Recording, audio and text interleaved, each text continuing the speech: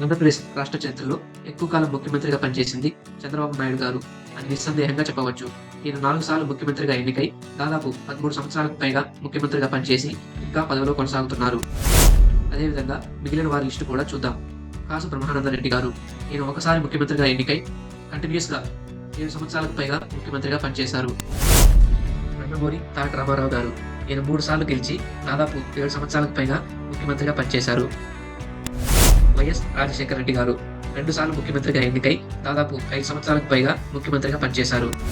నీలం సంజీవ్ రెడ్డి గారు. ఈయన 3 సార్లు ముఖ్యమంత్రిగా ఎన్నికై దాదాపు 5 సంవత్సరాలకు పైగా పనిచేశారు. చివరిగా వైఎస్ జగన్మోహన్ రెడ్డి గారు ఒకసారి గెలిచి 5 సంవత్సరాలకు పైగా ముఖ్యమంత్రిగా పనిచేశారు. వీళ్ళు మాత్రమే 5 సంవత్సరాలకు పైగా ముఖ్యమంత్రిగా పనిచేసిన వారు. మిగిలిన వారందరూ కొన్ని రోజుల నుండి సంవత్సరం, 2 సంవత్సరాలు, 3 సంవత్సరాలు, 4 సంవత్సరాల మధ్య కాలం వరకు మాత్రమే పనిచేశారు.